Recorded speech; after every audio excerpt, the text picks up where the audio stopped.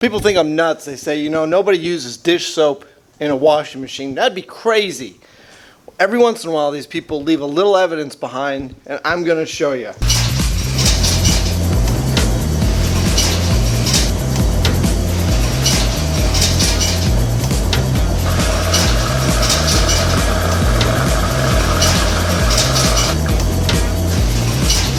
Hear that? That's the sound of money. You wanna know what the sound of money is? That's it. Ching, ching, ching, ching, ching.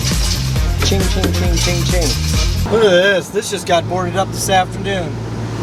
Look at that. People think I'm nuts. They say, you know, nobody uses dish soap in a washing machine. That'd be crazy. Every once in a while, these people leave a little evidence behind, and I'm gonna show you. Because people do it, because, well, dish soap's real cheap. Look what I found on top of my machine. Joy, lemon scented. Oh, wow, what's wrong with dish soap? What's wrong with it is it suds as a machine. And I don't have any video footage of a machine being sudsed, but it suds as a machine. So basically what happens is it fills up with so much soap, it can't rinse it out. And so your machine has an overflow. This little black thing right there. This is an overflow. And what happens is soap will come out of there. There'll be soap left in the clothes when they open up the door.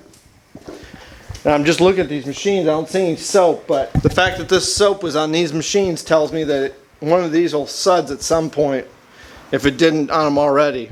I just figured you guys would get a kick out of seeing that. Today's fun project. In my laundromat, I have an air handler and I have an AC furnace unit. Now the air handler is just AC. That's why you see the two white lines going out there. It's a 4-ton unit. And the reason I have it's because that unit has a 2-ton unit. And for the dryer, for the amount of heat a dryer puts out plus the square footage of this place, that little guy there is not enough to handle the place. What I should have done was, very recently I replaced the A coil on there, and I should have just left this 4-ton unit because it's all I need. So this is really what cools the place in the summertime. If it needs extra help, then that thing kicks in, but for the most part, the 4-ton unit does it all. Now, you can add a heating element to this, which is electric. I didn't go for that option, and it's real simple. It intakes its air down in the bottom, and it shoots it out in one big vent. That's how we cool the building.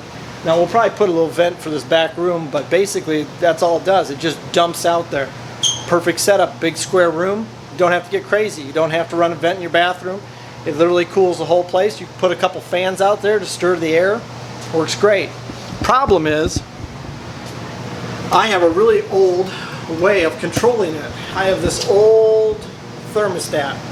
It has this nice wire. And if you can see the wire, there it is. Anyway, it's got this wire. And this is what should be at the end of this wire, and this is actually what tells the temperature. Now in a laundromat, you can't just hang your thermostat anywhere because people will mess with it. People will take it.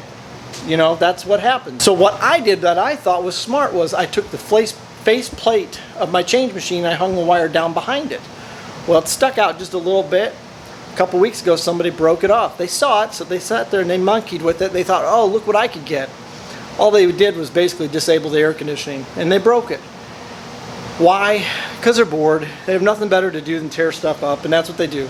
So you can't have anything that's going to get tore up visible out in your laundromat. I don't care if it's attended, unattended, you just can't. People are just assholes. They just are, folks. So today, I get to replace this so I don't have to just run the unit all the time. Just got a couple screws that hold it in.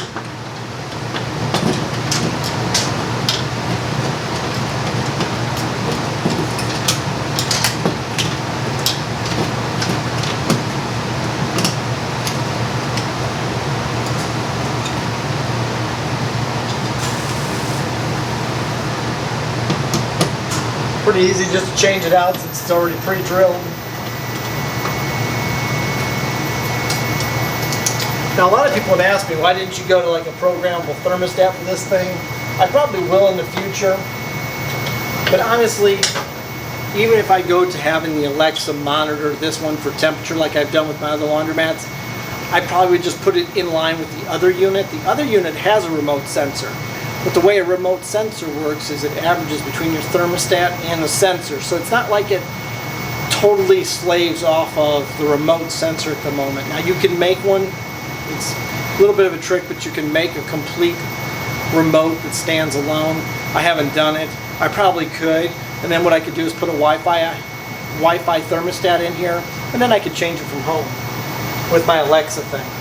So if you haven't realized that with Alexa, you can also change your thermostat, which is a huge, huge plus, because now you can know what your temperature is at home. Now in the Midwest, that kind of matters because we don't want to go without heat, so it helps us a lot because we don't want the building to freeze.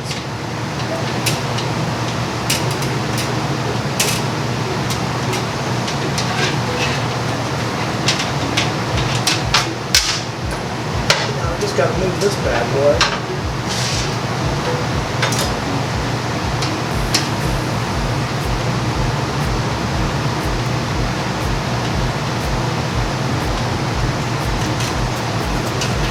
I'm going to go through the change machine.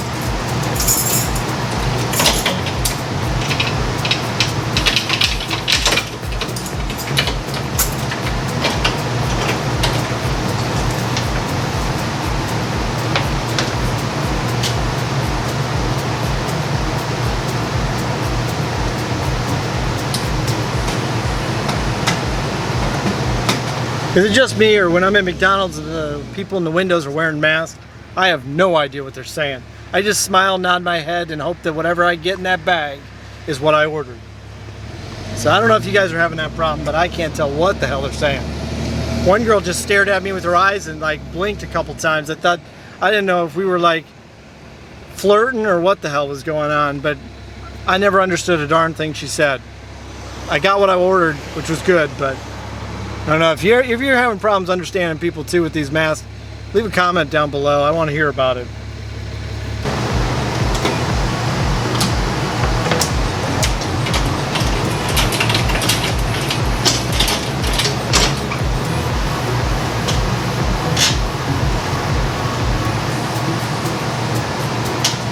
I may not even have to do that.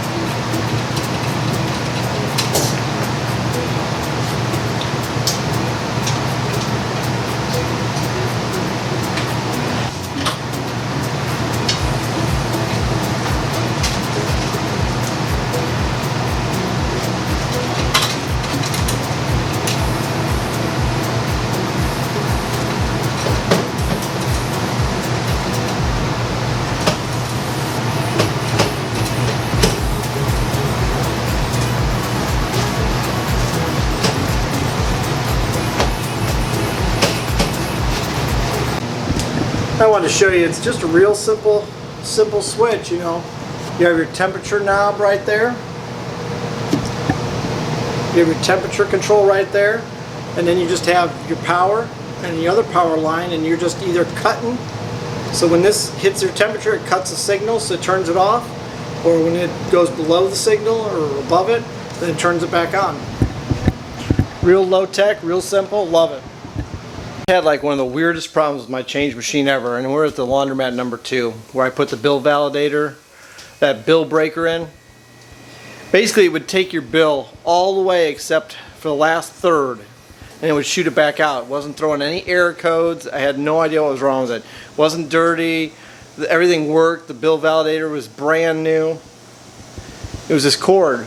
There's a cord called an MBD cord. I think it's called that, or MBD or MBD, something like that. And it's got these little connectors on the end.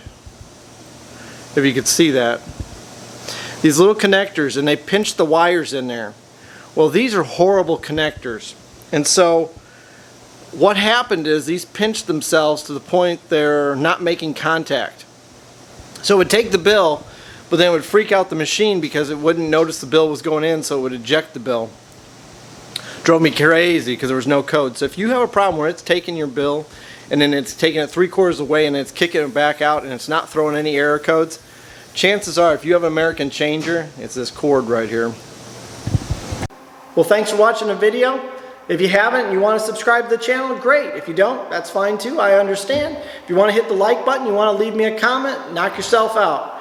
And I hope everybody out there is safe and you're healthy and your family's doing well. Well, till next time. Be safe.